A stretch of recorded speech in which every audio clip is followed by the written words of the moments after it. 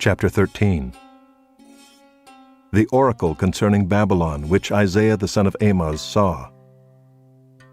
On a bare hill raise a signal, cry aloud to them, wave the hand for them to enter the gates of the nobles. I myself have commanded my consecrated ones and have summoned my mighty men to execute my anger, my proudly exulting ones. The sound of a tumult is on the mountains, as of a great multitude. The sound of an uproar of kingdoms, of nations gathering together. The Lord of hosts is mustering a host for battle. They come from a distant land, from the end of the heavens, the Lord and the weapons of his indignation, to destroy the whole land. Wail, for the day of the Lord is near, as destruction from the Almighty it will come. Therefore all hands will be feeble, and every human heart will melt. They will be dismayed, pangs and agony will seize them. They will be in anguish like a woman in labor. They will look aghast at one another, their faces will be aflame. Behold, the day of the Lord comes, cruel, with wrath and fierce anger, to make the land a desolation and to destroy its sinners from it. For the stars of the heavens and their constellations will not give their light. The sun will be dark at its rising, and the moon will not shed its light. I will punish the world for its evil, and the wicked for their iniquity. I will put an end to the pomp of the arrogant, and lay low the pompous pride of the ruthless. I will make people more rare than fine gold, and mankind than the gold of Ophir. Therefore I will make the heavens tremble, and the earth will be shaken out of its place, at the wrath of the Lord of hosts in the day of his fierce anger. And like a hunted gazelle, or like sheep with none to gather them, each will turn to his own people, and each will flee to his own land. Whoever is found will be thrust through, and whoever is caught will fall by the sword. Their infants will be dashed in pieces before their eyes. Their houses will be plundered, and their wives ravished. Behold, I am stirring up the Medes against them, who have no regard for silver, and do not delight in gold. Their bows will slaughter the young men. They will have no mercy on the fruit of the womb. Their eyes will not pity children. And Babylon, the glory of kingdoms, the splendor and pomp of the Chaldeans, will be like Sodom and Gomorrah when God overthrew them. It will never be inhabited or lived in for all generations. No Arab will pitch his tent there. No shepherds will make their flocks lie down there. But wild animals will lie down there, and their houses will be full of howling creatures. There ostriches will dwell, and there wild goats will dance. Hyenas will cry in its towers, and jackals in the pleasant palaces. Its time is close at hand, and its days will not be prolonged.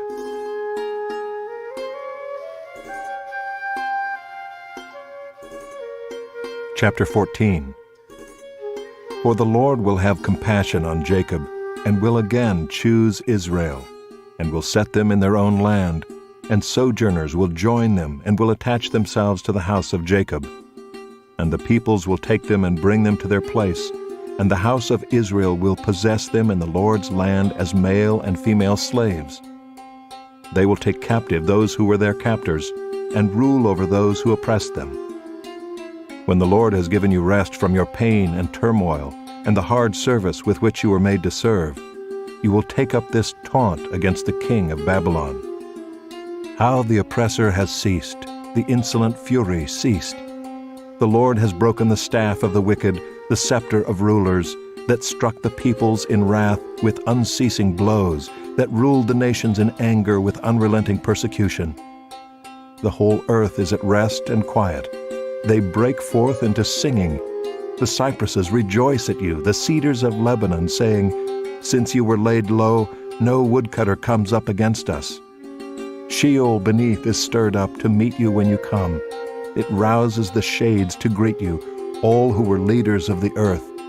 It raises from their thrones all who were kings of the nations. All of them will answer and say to you, You too have become as weak as we. You have become like us. Your pomp is brought down to Sheol, the sound of your harps.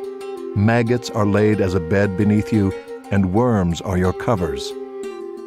How you are fallen from heaven, O day star, son of dawn! How you are cut down to the ground, you who laid the nations low! You said in your heart, I will ascend to heaven. Above the stars of God I will set my throne on high. I will sit on the mount of assembly in the far reaches of the north. I will ascend above the heights of the clouds. I will make myself like the Most High. But you are brought down to Sheol, to the far reaches of the pit.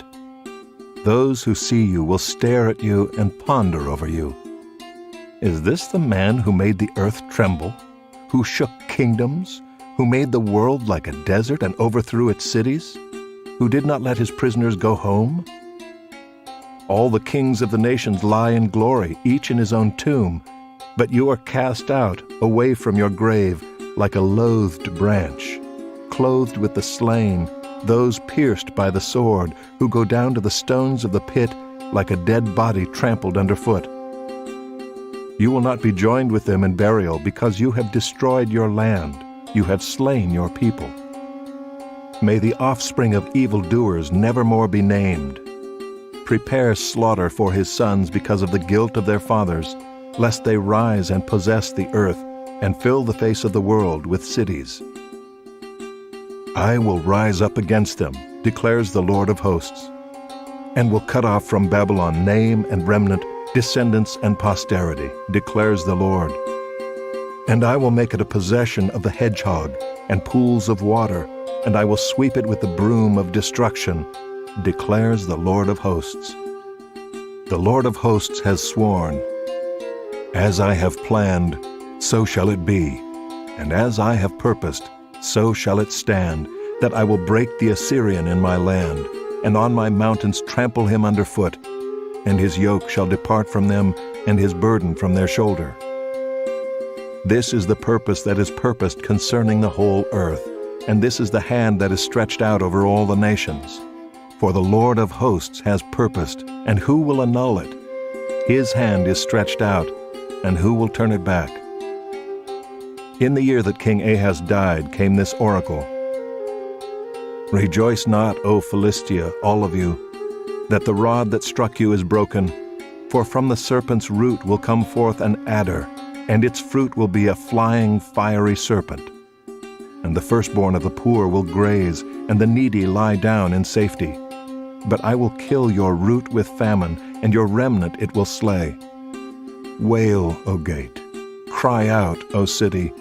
Melt in fear, O Philistia, all of you.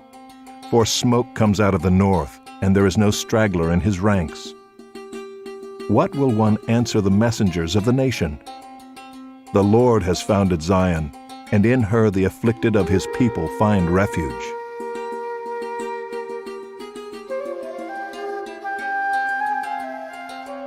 Chapter 15. An oracle concerning Moab. Because Ar of Moab is laid waste in a night, Moab is undone. Because Kir of Moab is laid waste in a night, Moab is undone. He has gone up to the temple and to Dibon, to the high places to weep. Over Nebo and over Medeba Moab wails. On every head is baldness, every beard is shorn. In the streets they wear sackcloth. On the housetops and in the squares everyone wails and melts in tears. Heshbon and Elealeh cry out. Their voice is heard as far as Jahaz. Therefore the armed men of Moab cry aloud. His soul trembles. My heart cries out for Moab. Her fugitives flee to Zoar, to Eglath-Shalishia.